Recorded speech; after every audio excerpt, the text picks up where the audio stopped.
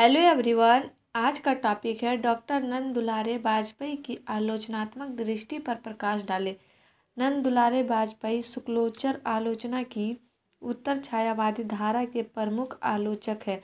इन्होंने हिंदी आलोचना पद्धति को एक नई दिशा की ओर अग्रसर किया। वाजपेयी जी ने द्विवेदी युग की इतिवृत्तात्मकता तथा शुक्ल जी की मर्यादावाद, नैतिकतावाद और प्रबंध काव्यवाद से हिंदी आलोचना को मुक्त किया। वाजपेयी जी का पश्चिमी आलोचना का अध्ययन तो पर्याप्त गंभीर और प्रशस्त है, परंतु उनका संस्कृत साहित्य संबंधी ज्ञान उनके पश्चिम ज्ञान की परिसीमा तक कम ही पहुँचता है। वाजपेयी जी शुद्ध साहित्यिक मानदंड की मान्यतावादी समीक्षा के पक्षपाती है। वाजपेयी जी ने कवि को अद्वितीय समाज की प्रेरणा की शक्तिमत्ता, मौलिकता आदि के परिप्रेक्ष्य में अध्ययन किया है। वे छायावादी और सौष्ठववादी आलोचना के महत्वपूर्ण लेखक हैं। उनके प्रमुख कृतियाँ हैं हिंदी साहित्य 20वीं शताब्दी, आधुनिक साहित्य, नया साहित्य, नए प्रश्न, महाकवि सूरदास, प्रेमचंद, जीवन और कृत्य, जयशंकर प्रसाद तथा राष्ट्रभाषा की समस्याएं। आधुनिक साहित्य में इन्होंने समसामयिकी गतिविधि का परिचय देने के साथ ही उनकी उपलब्धियों का मूल्यांकन भी किया है। सूरदास पर लिखकर वाजपेयी जी ने यह भी स्पष्ट कर दिया कि वे गंभीरता से मध्यकालीन साहित्य को भी आधुनिक दृष्टि से परख सकते हैं। प्रेमचंद पर प्रकाशित आज तक की समस्त पुस्तकों में प्रेमचंद जीवन और कृत्य अपने ढंग को अकेली और निराली पुस्तक है। नंद दुलारे वाजपेयी भी आचार्य शुक्ल की तरह समन्वयवादी आलोचक है। वे सैद्धांतिक और व्यवहारिक आलोचना के क्षेत्र में सक्रियता दिखलाते हैं और उनकी समीक्षा पद्धति में स्वच्छंदतावाद एवं कलावाद, मार्क्सवाद एवं अध्यात्मवाद, उपयोगितावादी आलोचना और नीतिवादी आलोचना से परहेज पर जोर देते हैं। वे आलोचना में कविता की अंतर्वृत्तियाँ, कलात्मक सौष्ठव, तकनीक, शैली आदि को अधिक महत्व देते हैं। स्पष्ट है कि रचना का सामाजिक प्रभाव और लोकमंगल जैसे तत्व इनके लिए अप्रासंगिक है और इसलिए यह साहित्य की सामाजिक सौदेशीयता का विरोध करते हैं। वाजपेयी जी की गणना शुक्ल विरोधी स्कूल में की जाती है, फिर भी वाजपेयी जी एक साथ उनके प्रभाव को स्वीकार भी करते हैं, उनसे दूर भी हटते चले जाते हैं। शुक्ल जी की तरह वाजपेयी जी भी साहित्य के क्रमिक विकास में विरोध की बजाय सामंजस्य को महत्व देते हैं। जिस प्रकार शुक्ल जी इसको आनंदवादी धारा का विरोध करते हुए इस पर आरोप लगाते हैं कि इसने साहित्य को नाच गाने और तमाशे की चीज़ बना दिया है, उसी प्रकार वाजपेयी जी भी कहते हैं, हम कला के लिए कला के सिद्धांत को व्यर्थ दोष देते हैं, हमारा सानंद रसवाद भी उससे कम नहीं रह गया है। वाजपेयी जी पहले समर्थ आलोचक हैं, जिन्होंने शुक्ल जी की मान्यताओं के साथ साथ उनकी व्यवहारिक आलोचना से सीधे सीधे टकराने का साहस प्रदर्शित किया। शुक्ल जी को सूर की गोपियों का विरह के लिए है, उसमें परिस्थिति की गंभीरता का अभाव है तथा अभाव वाली मान्यता का विरोध करते हुए गोपियों के विरह में निहित मनोवैज्ञानिक गंभीरता को पहचानते हैं। इसी प्रकार वाजपेयी जी ने रसवाद को लोक मंगलवाद और नैतिकवाद से अलगाते हुए छायावाद के लिए जगह बनाई। उन्होंने छायावाद के रहस्यवाद को आचार्य शुक्ल की धार्मिक स्थूलता से अलगाते हुए आध्यात्मिक छायाभास की संज्ञा दी और यह बतलाया कि आध्यात्मिक छायाभास के आवरण में छायावाद की मूल चिंता राष्ट्रीय सांस्कृतिक है। छायावाद को लेकर हिंदी आलोचना की नकारात्मक सोच को बदलने की सार्थक पहल पहली बार वाजपेयी जी के द्वारा ही हो गई। जहाँ आचार्य शुक्ल रसवादी आलोचक है, वह वाजपेयी जी रसवाद पर अरमणीयता का आरोप लगाते हुए उसे अनुपयोगी सिद्धांत करार देते हैं। लेकिन इसका मतलब इतर जाकर की है उनकी दृष्टि में रस अर्थ कला का मात्र आनंद है या नहीं कि वे रसवाद का खंडन करते हैं।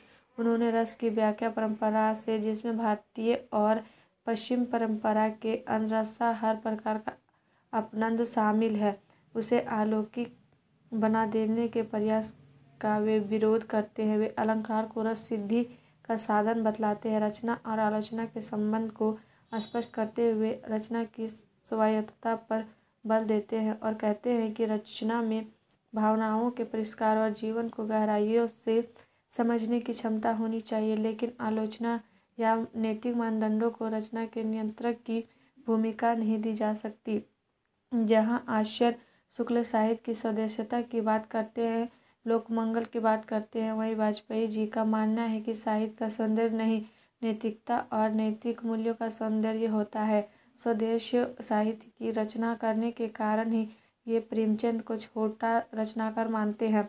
दरअसल वाजपेयी जी कविता को कविता के रूप में देखे जाने के पक्षधर है और अनुभूति को कविता का प्रमुख तत्व मानते हैं। वे लिखते हैं कि मैं आलोचना में सबसे अधिक महत्वपूर्ण मानता हूँ रचना में कवि को अंतर्वृत्तियों के अध्ययन को और सबसे कम महत्वपूर्ण मानता हूँ। काव्य के जीवन संबंधी सामंजस्य और संदेश को अनुभूति को महत्व देने के कारण ही वाजपेयी जी का छायावाद के प्रति एक विशेष आग्रह है और उन्हें इस बात का श्रेय जाता है कि उन्होंने हिंदी आलोचना की छायावाद विरोधी धारा को दृष्टिहीन आलोचना मानते हैं और आचार्य शुक्ल को आत्मनिष्ठ आलोचना की संज्ञा देते हैं। प्रगतिवाद की एक पक्षीय दृष्टि उन्हें पसंद नहीं। मार्क्सवाद विरोधी न होने के बावजूद उनका मानना है कि साहित्य के कर्मिक विकास के क्रम में विरोध का नहीं, सामंजस्य का महत्व है। वे मार्क्सवाद और अध्यात्मवाद में न केवल सीधा विरोध नहीं देखते वरन दोनों में सामंजस्य को चाह भी रखते हैं। इन्हीं के शब्दों में, मार्क्सवादी दर्शन में ऐसी कोई बात नहीं जो हमारी नैतिक उन्नति में बाधक बने और न ही हमारे आध्यात्मिक दर्शन में ऐसी कोई बात है जो सामाजिक विकास को अवरुद्ध करे। शुक्लोत्तर समीक्षा की शक्ति और संभावना की ओर संकेत हुए वाजपेयी जी कहते हैं, शुक्ल जी की अपेक्षा नई समीक्षा में साहित्य के ऐतिहासिक विकास और सामाजिक प्रेरणा शक्तियों, शैली भेदों और कला स्वरूपों की परख अधिक व्यापक और मार्मिक है। इसमें संदेश नहीं। शुक्ल जी की नैतिक और बौद्धिक दृष्टि की अपेक्षा नए समीक्षकों की सौंदर्य अनुभूति और कला प्रदान दृष्टि एक निश्चित प्रगति है। वे शुक्ल जी की आलोचना दृष्टि द्विवेदी युग को व्यक्तिगत, भावात्मक और आदर्शोन्मुख नैतिकता से जोड़कर देखते हैं।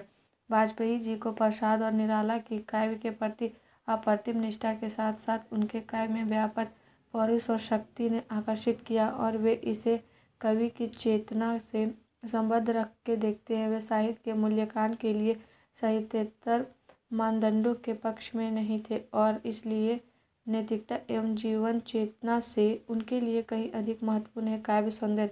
वाजपेयी जी की आलोचना का दायरा काव्य से लेकर कथा क्षेत्र तक और मध्यकालीन साहित्य से आधुनिक साहित्य तक पर उनकी आलोचकीय प्रतिभा का उत्कर्ष काव्य समीक्षा के कार्य में देखने को मिलता है। उन्होंने गुप्त जी, प्रसाद और निराला की तुलना करते हुए द्विवेदी युगीन राष्ट्रीयतावाद और छायावादी मानव की चाह के मौलिक अंतर को उद्घाटित किया। उन्होंने इशारा किया कि गुप्त जी नीलांबर परिधार हरित पट पर सुंदर है के जरिए देश की चौहदी कायम करते हुए भौगोलिक एकता की चाह को अभिव्यक्त कर रहे थे। इसी प्रकार प्रसाद अरुण या मधुमेह देश भारत के जरिए भारतीय राष्ट्रीयता के दायरा में अंतर्राष्ट्रीयता को समाहित कर लेना चाह रहे थे, जबकि निराला प्राण प्रणव ओंकार में प्राकृतिक एवं ज्ञानजैन मानव एकी की ओर इशारा करना चाह रहे थे। आचार्य शुक्ल के प्रबंध के प्रति विशेष आग्रह के सापेक्ष उन्होंने मुक्त को अधिक महत्व दिया। समग्रतः हम कह सकते हैं कि वाजपेयी जी एक ऊंचे दर्जे की स्वतंत्र चेतना, संवेदना, सामाजिक चेतना और काव्य विवेक से संपन्न हिंदी के प्रमुख आलोचक हैं। वे उन थोड़े आलोचकों में से हैं जो किसी साहित्यिक उत्थान में सतर्कतापूर्ण योग देते हैं। वाजपेयी जी ने साहित्य का सर्वेक्षण, सैद्धांतिक चर्चा और व्यवहारिक आलोचनाएं सभी प्रकार की आलोचना विधाओं से साहित्य को समृद्ध बनाने का प्रयास किया, लेकिन समन्वय की इच्छा में परस्पर विरोधी दृष्टि से टकराना उनकी आलोचना दृष्टि में अंतर्विरोध को जन्म देती है। वे प्रेमचंद पर विस्तार करते हुए सामाजिक स्वदेशियता और नैतिकता के आग्रह से तो बचना चाहते, पर सामाजिक अर्थात की प्रस्तुति के कारण प्रसाद के उपन्यास कंकाल की तारीफ करते। इसी प्रकार एक और काव्यानुभूति और इस कारण छायावाद को महत्व देना, दूसरी और प्रयोगवाद को व्यक्ति केंद्रित होने के कारण बैठे निठल्ले का धन बतलाना उनकी अंतर्विरोधी दृष्टि की ओर इशारा करता है। और आप लोग को वीडियो अच्छी लगी तो please like and subscribe my YouTube channel and share ज़रूर करें।